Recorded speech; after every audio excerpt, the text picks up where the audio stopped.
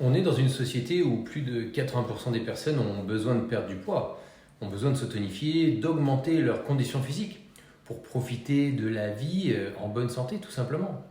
Et elles sont inconscientes de leur incompétence et inconscientes de leurs problèmes. Donc c'est très difficile de communiquer avec eux parce que si tu dis à quelqu'un tu as un problème et qu'il est persuadé qu'il n'a pas de problème, tu rentres en conflit en fait. C'est ce qu'on appelle l'incompétence inconsciente. On ne peut pas agir quand une personne elle est inconsciente de son incompétence, quand elle ne sait pas qu'elle a un problème. Donc si tu es pris dans le rythme de la vie, le travail, les enfants, les rendez-vous, les impondérables, et que tu as pris du poids, tu es vite fatigué, souvent malade, que tu dors mal, que tu es vite essoufflé en montant quelques marches à cause du surpoids, du manque de muscles, des douleurs, c'est que tu es en mauvaise condition physique. Par contre aujourd'hui, les gens qui viennent nous voir, c'est des gens qui ont pris conscience qu'ils avaient des problèmes. J'ai envie de dire aujourd'hui, les clients qu'on accompagne, c'est des gens qui ont au minimum 6 kilos à perdre ou 2 tailles de pantalon. Ça fait quelques mois ou années qu'ils sont dans cette situation.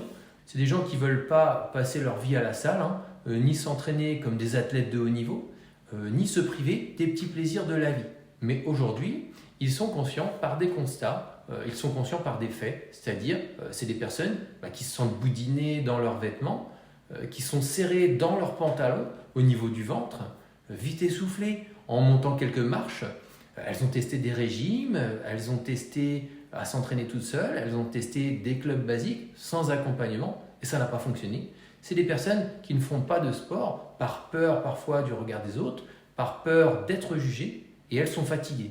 Donc aujourd'hui, elles commencent à se poser les réelles questions en se disant est-ce que je continue pour réussir à changer mon apparence physique, à perdre du poids, à me tonifier, à augmenter ma condition physique, mon souffle, ou est-ce que j'arrête?